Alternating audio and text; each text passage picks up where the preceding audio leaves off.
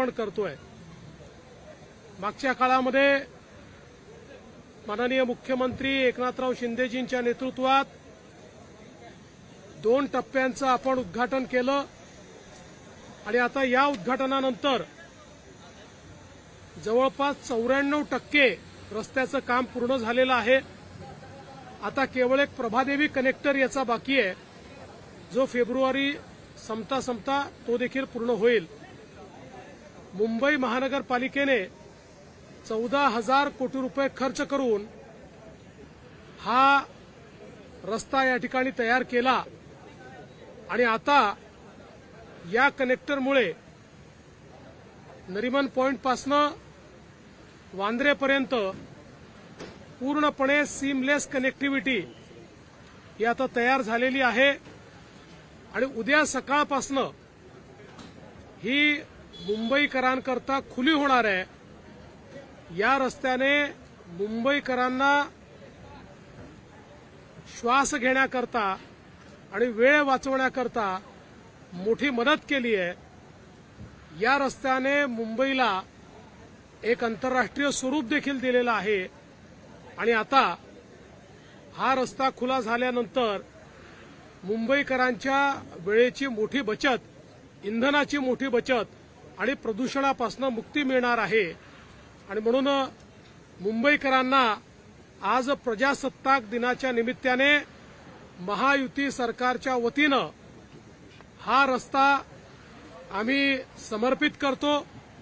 या रस्त्याच्या एका भागामध्ये सौंदर्यीकरण सुरू झालेलं आहे आणि या रस्त्याच्या लगत मोठा सेंट्रल पार्क देखील तयार होणार आहे। त्यामुळे एक मुंबईचं भूषण म्हणून या रस्त्याकडे आपल्याला पाहता येईल। आज सबसे पहले मैं सभी को भारत के गणतंत्र दिवस की बहुत बहुत शुभकामनाएं देता हूं। हमारा गणतंत्र और हमारा संविधान ये चिरायु हो, इस प्रकार की प्रार्थना भी करता हूं। आज बहुत खुशी की बात है कि हमारा जो धर्मवीर स्वराज्य रक्षक छत्रपति संभाजी महाराज मुंबई किनारा रास्ता यानी मुंबई कोस्टल रोड है, इसके नॉर्थ बाउंड रोड का उद्घाटन, कनेक्टर का उद्घाटन अभी हम लोगों ने किया है। हम सभी को ज्ञात है कि पिछले समय श्री एकनाथ शिंदे जी मुख्यमंत्री थे, उस समय इसके 2 मार्गों का उद्घाटन हमने किया था, टनल का उद्घाटन हमने किया था। आज ये उत्तर की ओर जाने वाली मार्गिका और 3 मार्गिकाओं का उद्घाटन किया गया है, लोकार्पण किया गया है। इसके बाद 94% इस रास्ते का काम पूर्ण हो चुका है। केवल प्रभादेवी की ओर जाने वाली एक मार्गिका बाकी है। तकरीबन 14,000 करोड़ रुपए इसके ऊपर मुंबई महानगर पालिका ने खर्च किए हैं और इसके साथ एक सेंट्रल पार्क भी बन रहा है। इस रास्ते के कारण मुंबईकरों के समय की बचत हो रही है, उनका जीवन आरामदायी हो रहा है और विशेष रूप से इसने मुंबई को एक अंतर्राष्ट्रीय शहर की प्रतिमा दिलवाई है। मैं इस अच्छे काम के लिए बृहन मुंबई महानगर पालिका, इसके सारे कॉन्ट्रैक्टर्स और कंसल्टेंट्स और विशेष रूप से यहां काम करने वाले जितने कर्मचारी हैं, अधिकारी हैं, इंजीनियर्स हैं, सभी को बहुत बहुत बधाई देता हूं। मी या रस्त्याकरता मुंबई महानगरपालिकेचे सर्व अधिकारी, कमिशनर आणि त्यांच्या अधीनस्थ, या रस्त्यावर काम करणारे सर्व अधिकारी कर्मचारी, ज्यांनी याचं बांधकाम केलं, ती कंपनी, त्यांचे कन्सल्टंट्स, त्यांचे कामगार आणि अधिकारी, इंजिनियर्स सगळ्यांचं अतिशय मनपूर्वक अभिनंदन करतो आणि उद्या सकाळपासून रस्ता खुला होईल असं जाहीर करतो. आदित्य ठाकरे असं म्हणतात की आमचं सरकार असतं तर 2023 पर्यंतच हा रस्ता जो आहे तो पूर्ण झाला असं आहे. आता हे प्रश्न तुम्ही मला विचारायलाच नको, कारण तुम्हाला सगळ्यांना माहिती आहे की ते स्थगिती सरकार होतं आणि हे शीघ्रगती सरकार आहे. सगळ्या कामांना त्यांनी स्थगिती दिली होती. इथेही या ठिकाणी आपल्याला माहिती आहे त्यांच्या काळात काहीच काम झालं नाही. जे काही काम झालं खरं म्हणजे याच्या सगळ्या मान्यता जेव्हा पहिलं महायुतीचं सरकार होतं तेव्हा आल्या आणि याचं प्रामुख्यानं सगळं काम हे दुसऱ्या महायुतीच्या सरकारमध्ये या ठिकाणी झालं. त्यामुळे विनाकारण श्रेय घेण्याचा प्रयत्न करू नये मुंबईकरांनी बघितलेला आहे.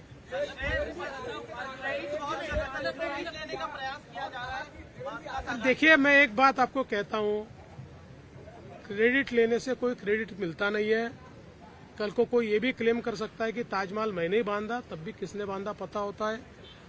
इसलिए मुझे यह लगता है मुंबईकरों को पता है ये कोस्टल रोड कब बना, कैसे बना, इसकी सारी मान्यताएं महायुति सरकार पहली बार जब आई तब मिली और इसका जो काम है ये महायुति की दूसरी सरकार आने के बाद ही गतिशीलता के साथ पूर्ण किया गया और अब तीसरी सरकार में इसका हम लोग वापस जो बचा हुआ काम है उसको पूरा कर रहे हैं. कुठला वादच नहीं है. सर, इसके अलावा सर इस ब्रिज का नाम धर्मरक्षक के ऊपर दिया गया है. छावा फिल्म आ रही जिसको लेकर विवाद हो रहा है. सरकार की क्या भूमिका है विवादित सीन? देखिए, सरकार की इसमें कोई भूमिका नहीं होती है, लेकिन हम ये मानते हैं कि छत्रपति संभाजी महाराज का जो इतिहास दिखाया जाएगा वो सही इतिहास दिखाया जाना चाहिए. उसका विकृतीकरण करना ये योग्य नहीं है. छत्रपति संभाजी महाराज के बारे में सभी के मन में बहुत सम्मान है, बहुत प्यार है, बहुत आदर है. वो आदर, प्यार और सम्मान को कहीं ठेस न पहुंचे. क्रिएटिविटी भी होनी चाहिए, लेकिन क्रिएटिविटी के साथ सेंसिटिविटी भी होनी चाहिए, ऐसा हमारा मानना है. कल पृथ्वीराज चौहान ने जिस तरीके से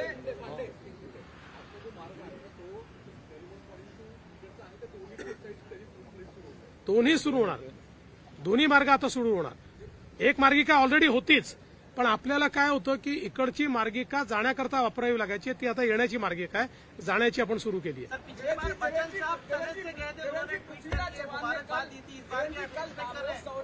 पृथ्वीराज चौहान ने कहा कि व्हाइट पेपर सरकार को लाना चाहिए कि पिछली बार भी उन्होंने कुछ नहीं किया, इस बार भी सिर्फ आंकड़ों की जादूगरी कर रहे हैं. उनको चाहिए तो व्हाइट देंगे, ब्लैक देंगे, ब्लू देंगे, वॉयलेट देंगे, रेड देंगे, ग्रीन देंगे, सारे पिंक भी देंगे, सारे पेपर उनको दे देंगे.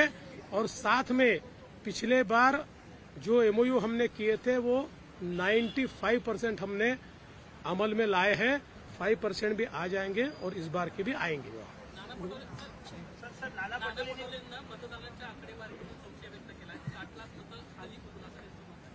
मी मागच्याही काळात सांगितलं की जोपर्यंत त्यांना हे लक्षात येणार नाही की धूळ त्यांच्या चेहऱ्यावर आहे आणि जोपर्यंत ते आरसा पुसत राहतील तोपर्यंत याचं उत्तर त्यांना मिळू शकत नाही. अरे सब सवाल आज क्यों पूछ रहे. खरं म्हणजे आज प्रजासत्ताक दिनाच्या मी मुख्यमंत्री महोदयांनी सर्व सविस्तर याची माहिती दिलेलीच आहे.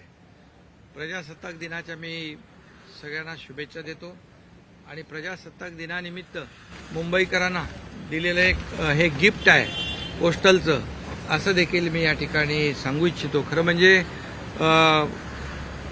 पोस्टल मागच्या वेळेस आपण एका साईडचा केला होता, दक्षिणेकडचा, आता उत्तरेकडचा करतोय. म्हणजे आता थेट सीलिंग ते वरळी मरीन ड्राईव्ह आपण 10 ते 12 मिनिटात जाणार आणि त्यामुळे जे वेळ जो आहे, इंधन जे आहे त्याचं बचत होईल आणि खऱ्या अर्थाने लोकांचं जीवनमान सुसह्य होईल. आणि म्हणून महायुती मुख्यमंत्री महोदयांनी सांगितलं की सुरुवातीला काय झालं, जेव्हा देवेंद्रजी मुख्यमंत्री होते तेव्हा दिल्लीतून लागणाऱ्या सगळ्या परवानग्या कामाची सुरुवात तेव्हा झाली.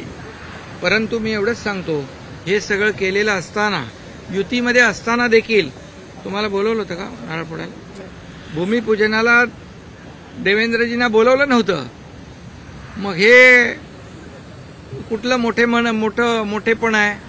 आणि म्हणून क्रेडिट घेताना त्याला काम करावं लागतं, त्याला रस्त्यावर उतरून लोकांमध्ये जावं लागतं आणि त्याचा नेहमी फॉलोअप घ्यावा लागतो. आणि म्हणून महायुती सरकारच्या पहिल्या काळात सुरू झालं, दुसऱ्या महायुतीच्या काळात जेव्हा देवेंद्रजी मुख्यमंत्री होते तेव्हा सुरुवात झाली आणि मी मुख्यमंत्री असताना या ठिकाणी याला आणखी गती मिळाली. आता तिसऱ्या टप्प्यामध्ये देवेंद्रजींच्या काळात हा कंप्लीट जो कोस्टल आहे तो पूर्ण मुंबईकरांना समर्पित होईल. मला एवढाच आनंद आहे की मुंबईकरांच्या जीवनामध्ये आनंद देण्याचं काम महायुती सरकारने केलेलं आहे. आणि आपण जर हा प्रकल्प पाहिला तर वरून जर आपण पाहिला तर आपल्याला वाटतं आपण परदेशात आहोत की कुठे आहोत. आणि मला माहिती आहे की यूट्यूबवर देखील आपला ब्रिज दाखवून एक कुठला ब्रिज आहे तर लोक म्हणतात परदेशातला आहे, पण अशा प्रकारचा ब्रिज या मुंबईत होतोय हे मुंबईसाठी अतिशय गौरवाची बाब आहे. आणि म्हणून याच्यामध्ये श्रेयवाद घेण्याचा आम्हाला काही प्रश्न येतच नाही. आता फक्त लवकर म्हणजे बांद्रा टू वरळी 10 मिनिटात 10 नाही अगोदरच पोहोचू. त्यामुळे काही लोकांना जास्तीचा वेळ एन्जॉय करता येईल.